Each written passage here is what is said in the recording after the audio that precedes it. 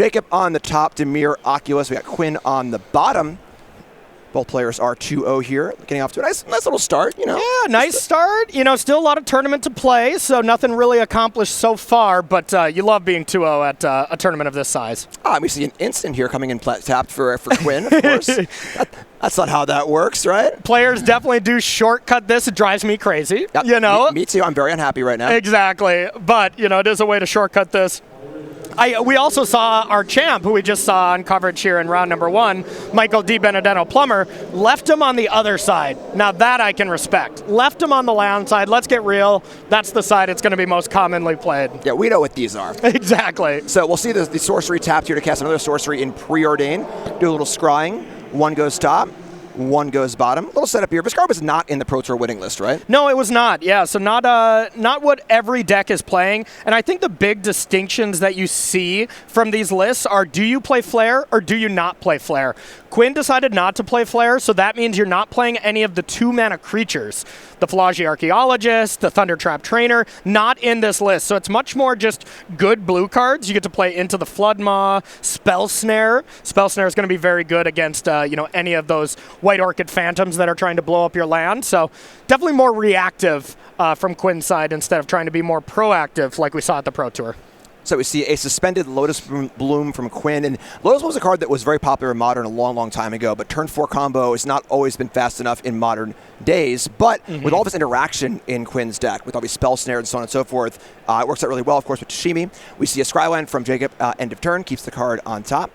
Another fetch from Jacob. We're going to see perhaps a powerful 2-drop here. Of course, Psychic Frog is quite a good card. Probably the best one we could hope for here. What Jacob's really going to be trying to do in this matchup is get a frog and then interact. Just ribbit, draw a card, draw a card, draw a card, and interact with Quinn on every single step of the game. And Quinn's going to be trying to set up one of these turns where he can do the classic, like, all right, on Jacob's end step, whir for something that's big, maybe even whir for a Belcher, something that has to be interacted with. And then when that gets countered, untap, try to do the same and win. The classic combo versus control strategy when you can operate at instant speed.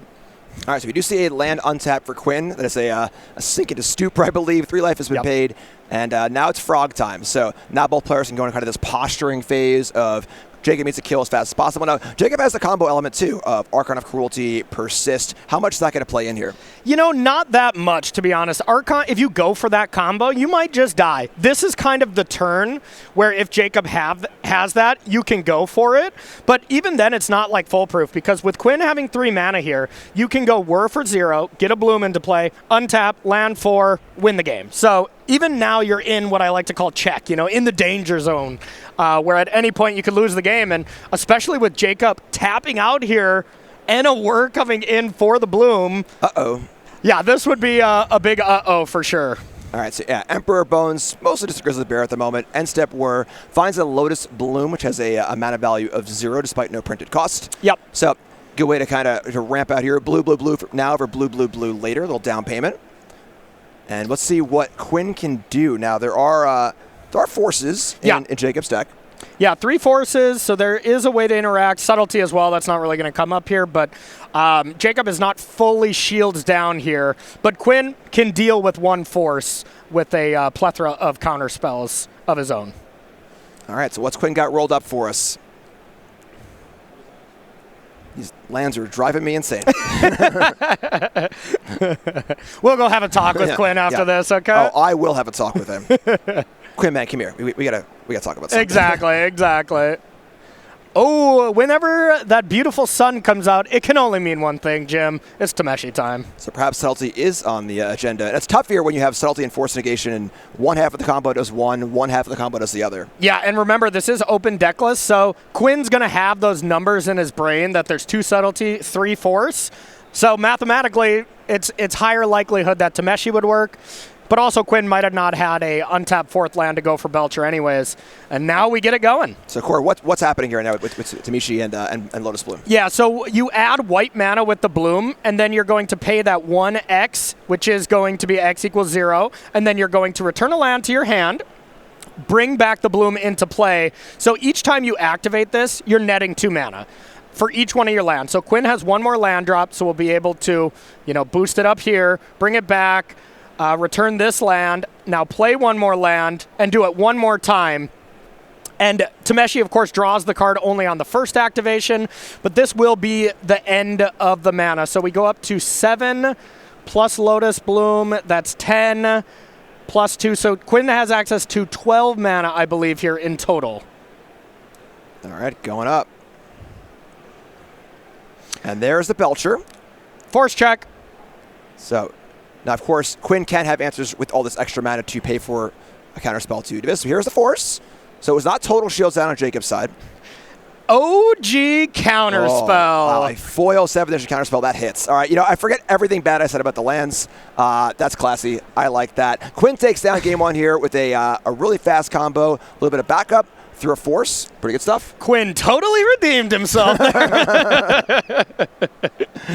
All right, so spot board over our sideboards here. We'll look at Jacob's side. And then shoot the Sheriff as well. So, Jim, I mean, the cards that I really want are anything that really interact in a counterspell way. Mystical Dispute, Consign to Memory. Consign is excellent against them. Mystical Dispute, the whole deck is blue, so that's going to be strong as well. And then we're just going to try to get out all the, removal spells. Fatal Pushes are completely dead. Subtlety, pretty mid, could easily take out some of those, and a decent amount of other chaff that you can take out from Jacob's side. So is the Arcana Cruelty stuff going to stay in? I don't think so. Like, maybe you leave a couple. You're going to have a big element to win the game, so it's really, do you want the Oculus or the Archon? They have about the same pressure, so I'm going to assume we're going to leave in one of those, and then maybe cut the Persists if you take out the Archons, just leaving the Unearths. So I would think you have to trim on some of your big end. Cool. And then on Quinn's side, we see 4 Consign to Memory, 3 Engineered Explosives, 1 Flusterstorm, 1 Basic Mountain, Quinn staying true to his roots, 2 Mystical Dispute, 1 Strict Serenade, 2 Tameo, 1 Unable to Scream. Yeah, so I want to be bringing in the Mystical Disputes mostly to counter a turn 1 Frog. I think that is very big. Flusterstorm to deal with Consign, that's a strong one. Strict Serenade looks good to be able to interact with your opponent's counterspells. And honestly, I could see the juke here where you bring in Tameo as well. Tameo is going to be much better on the play, so I could see Quinn only bringing in Tameo in a matchup like this when he's on the play, but you got to assume your opponent is going to take out removal. So Tameo is a much better Game 2 card in basically every matchup from Quinn's side than it is Game 1, but then again, Jacob knows about the Tameos in the board, so you get those mind games when it's an open deckless tournament. Yeah, and not really a full juke here. Tameo's a nice little tool to have, but Quinn still needs to win with Belcher. Yes. That's basically how this deck wins. Even with the Tashimi going, all that mana is for Belcher. Yeah, 100%. Yeah, that is the final thing to do it. So, I mean, that is a big reason why that one of Surgical could actually be good if you somehow get the Belcher. That's a big advantage, but when you're not playing cards like Philology Archaeologist to put cards into your graveyard, the Surgical gets a little more loose, I would say.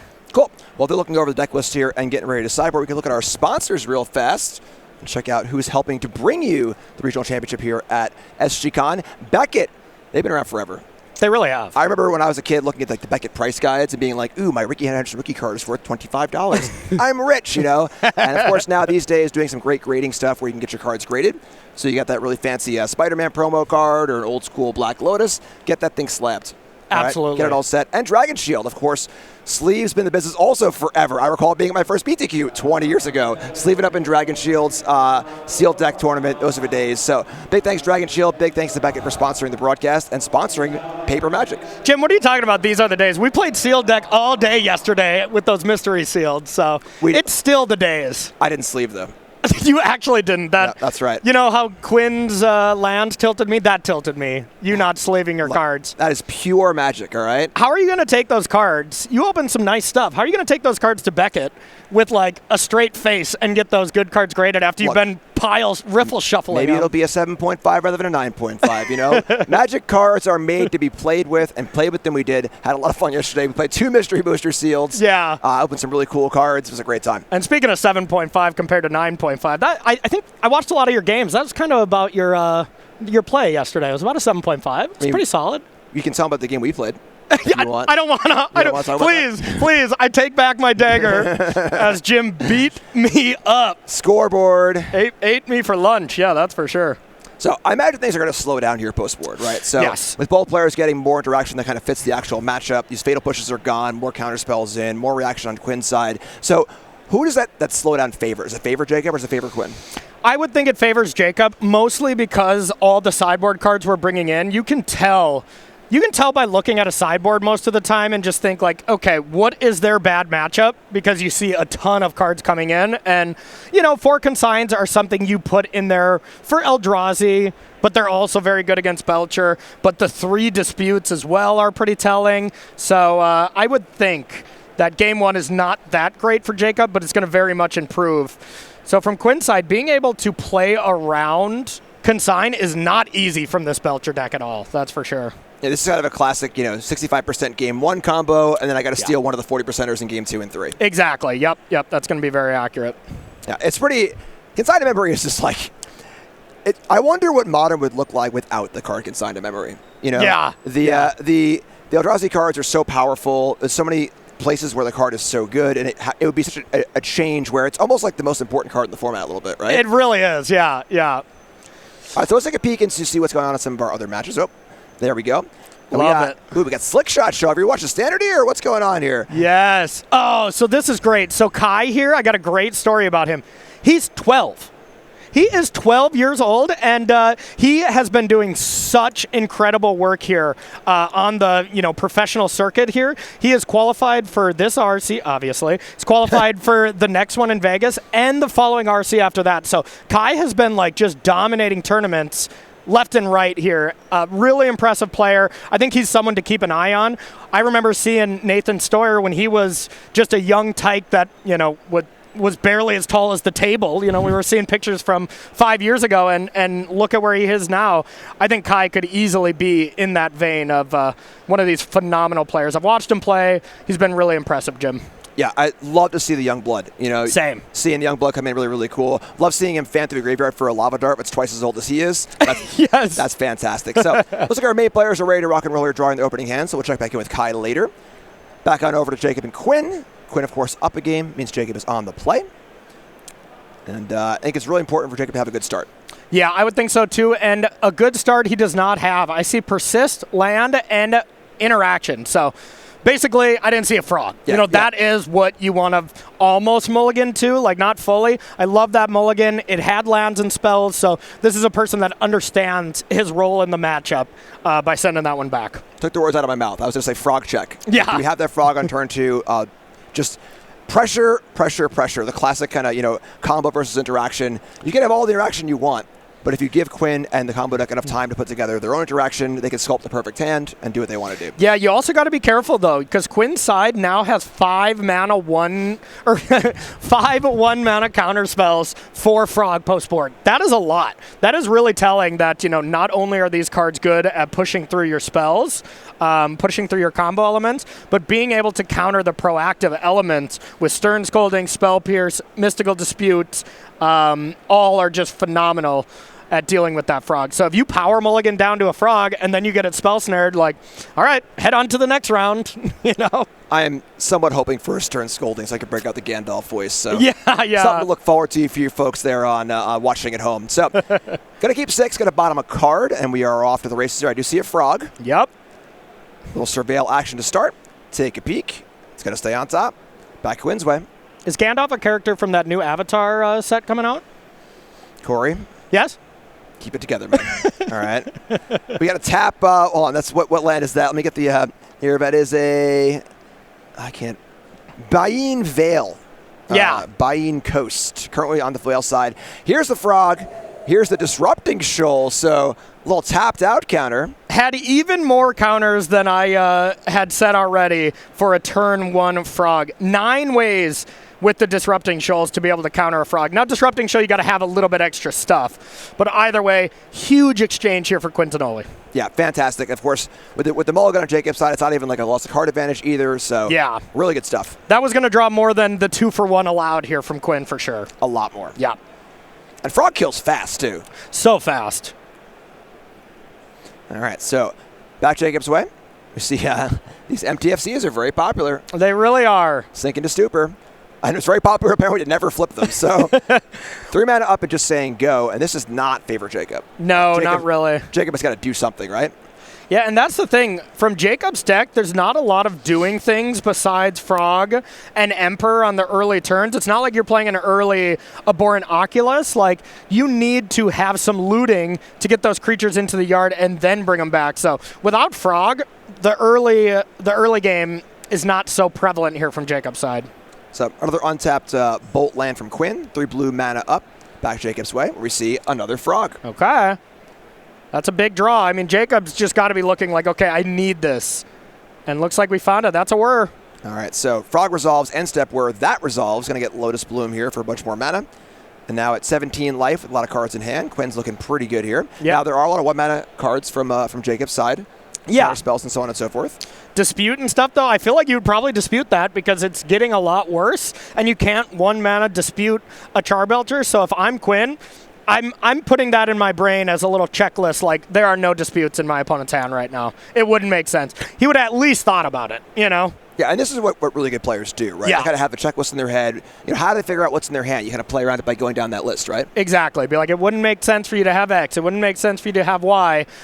And then once, they draw, of course, you got to reevaluate everything. But for this turn, Quinn should assume that there's no dispute. There could easily be consign, something like that, but... All right, we see a Force Flash in hand from Jacob. Quinn going to the tank here. Very, very important turn. Yes.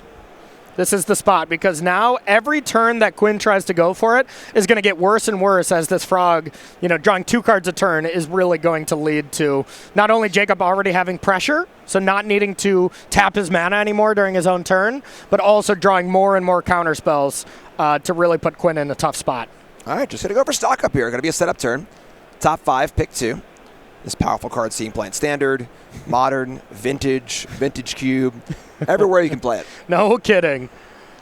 The grocery store, kitchen table, you walk anywhere, you see stock up being cast. Yep. First thing I did when I got here was check into the hotel, go to the grocery store, stock up on some snacks. Absolutely, yep. I got my room keys. They also gave me a stock up as well, so. Really? I didn't get one of those. Yeah, sorry.